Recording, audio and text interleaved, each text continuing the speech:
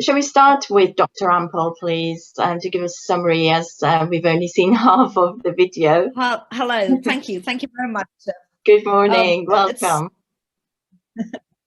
That's okay. That's the reason we presented the video. Morning. Thank you. The reason we put it all together was because between our clinical commitments, we weren't sure if we'll be able to attend.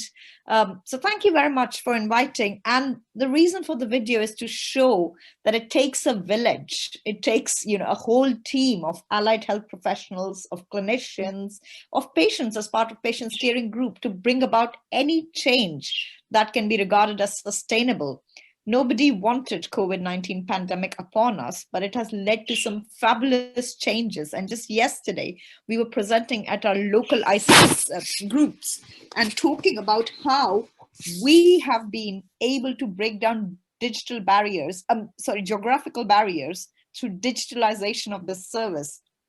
Whereas face-to-face attendance limited us within a certain postcode to be able to provide a service which consists of supervised exercise, kind of polypharmacy optimization, looking at patients' dietary requirements and nutritional optimization and counseling.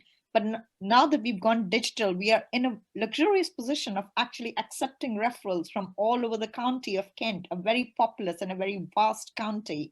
And for us, the patient feedback has been remarkable because we can now offer flexibility. When patients are diagnosed with cancer, the last thing they need is that they have to take days off to come attend sessions face-to-face for optimization of their functional capacity. So now we can offer them flexibility that they can fit in an hour session within their usual day-to-day living. And it's been a boon. So the video goes on further to explain the impact and links that we've got with Public Kent, which is again an opportunity which was presented to us because we went digital, and the impact it has on patients. But our contact details are at the end of the video. And if anyone has any other interesting questions, comments, or suggestions, we're always looking for people to give us suggestions on how we can improve the service. Please do get in touch, and we'll be very happy to have a chat. Thank you so much. And of course, for those who may not know, Dr. Ampol is a consultant anaesthetist as well as clinical director for prehab at Medway NHS Foundation Trust. So I always say you do two jobs in one. Any questions around prehab, first of all? Sandy from the audience? No, there doesn't seem to be any questions on prehab just yet. Okay. Any other questions you have? We have a question for Rena. Would you recommend CliniB as a tool for sharing guidance, and any tips related to that? Is Rena still with us?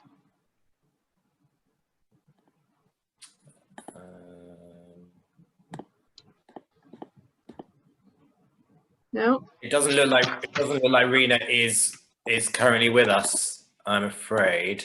Right. Okay. Okay, what I will do with anybody who is no longer on the call, I will collate the questions in one document, and we can maybe send out a question document afterwards when we get the answer. Yes, that would be lovely, and we can put it on the website. Yeah.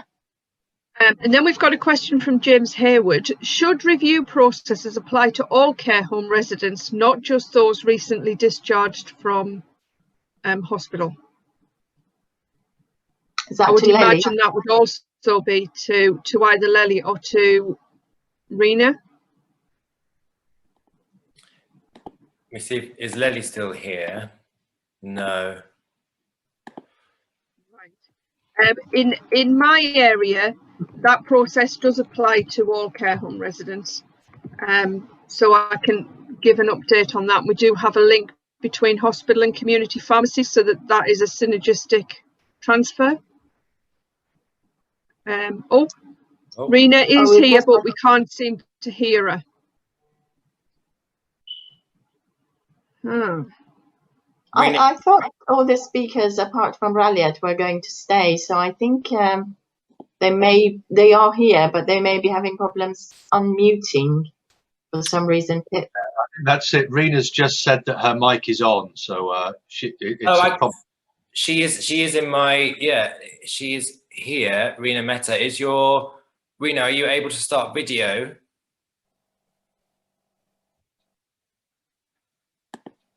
We can't hear her either. My mic is on, she says. May help if you turn the video off. Video is on too. Look, don't worry. Don't worry. Press on would be my advice. We've got about 12 minutes to go. So so there is an offer of support to Lely from Jane Brightman, and would love to link up on the topic of integrated care.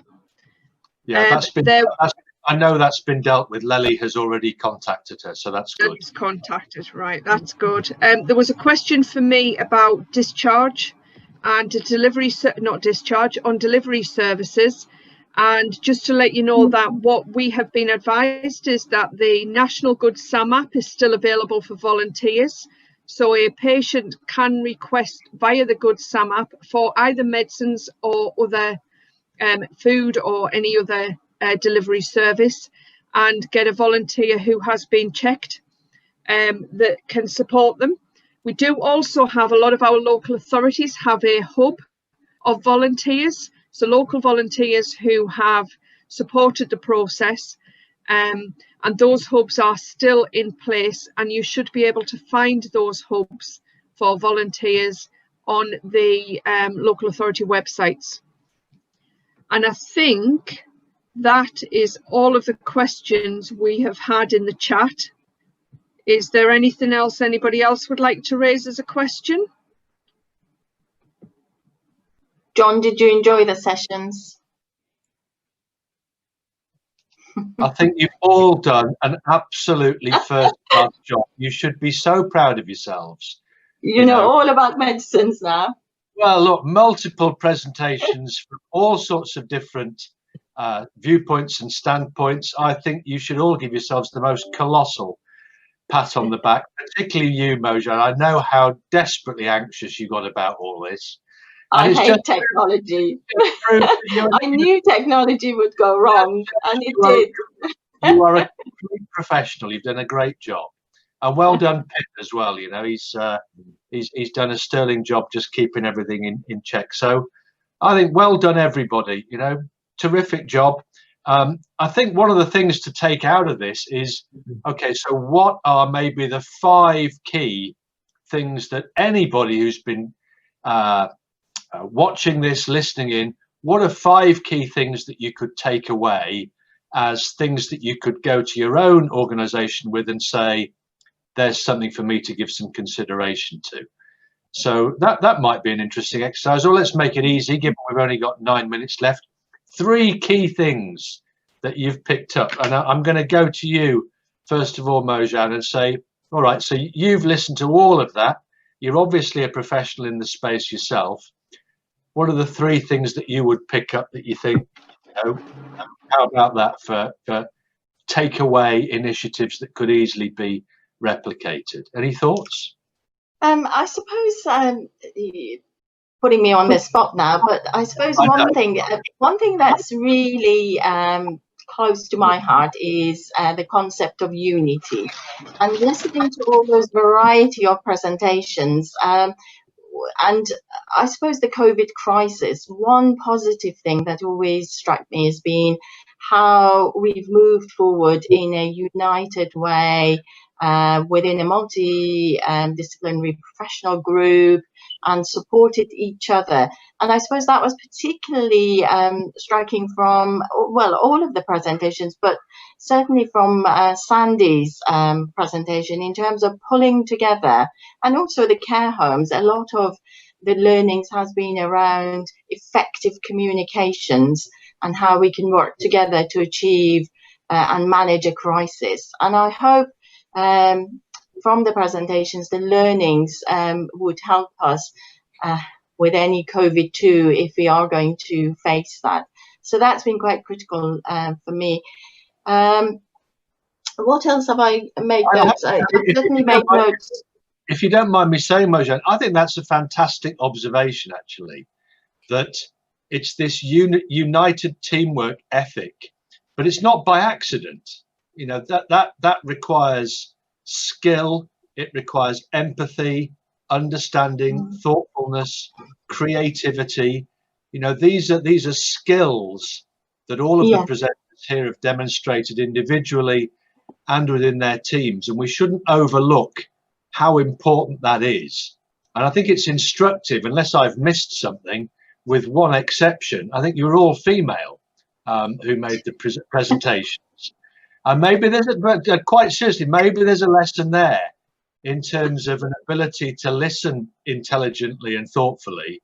And I, you know, Mrs. Wilkes would say the same thing to me, that, you know, men generally, they want to press on, they're impatient to get results, and maybe there is a distinct gender advantage there. I'm just throwing that out there. You know? John, we'd invited and actually advertised a fabulous presentation about medicines and digital technology. So Patrick Lynch from Cambridge was going to join us, but unfortunately he's been under a lot of pressure with various other roles. So you may have noticed we amended the program at the end. So we did have one male speaker. That's okay. I'm not being entirely serious, but equally I'm not being entirely frivolous. That, you know, we should not underestimate the importance of the skills around how you unite a team to create the environment in which successful implementation of these initiatives can be delivered. It is a critical thing, and I think you were very sensible and astute to point that out. Thank you. Sandy, did you have any last comments? I know there is something in the chat asking how people would access the recordings. John, do you know? I presume it'll be available from the website. It'll be available on the Academy of Fab website and indeed elsewhere through different collaborators subsequent to today. There's, as you might imagine, there will be quite a significant editorial task to be performed to break everything up into small bite-sized chunks, but that should be, I'd say, within a week maximum, we'll be promoting the individual videos. Okay. I think for me there's sorry, Mujkan. I think for me there are three key words that have come out from today, and everywhere that has had a success and everybody that has done some absolutely fantastic and amazing work, and it's three words, and it's communication, collaboration and consideration. And those three words for me sum up where success has happened, and that is what we need to continue moving forward. Could you, I think that's really important, just repeat those, Sandy, go on.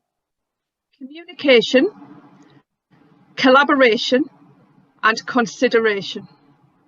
Love that. I think that was, you're already across the chat, we're getting a few people saying they concur with that. I think that's a fantastic way to end this, to be perfectly honest. You can call it the 3 C's. Oh God, here we go. We're going to have acronyms galore now. We can't go there. There's too many acronyms in health and social care as it is. Well, look, so I just wanted to say thank you. Well, if I may, on behalf of the Academy of Fabulous Stuff, Mojan, we owe you personally a huge debt of gratitude for pulling all of that together. You've done an absolutely superlative job. Thank you very much, additionally, to all of the speakers. If I try to go through them all now, I'm bound to miss the odd one out. So I'm just going to say, all of you who were presenting at this, you know who you are. You've all done a fantastic job. And I suggest you all go and get a very well-earned cup of tea now and a hobnob. And Pip, if you want to prepare for the next presentations in here, I think that's a fantastic. Thank you, Pip, as well. Thank you. Well done to everyone. Bye, everyone. Hello. Thank you. Thank you.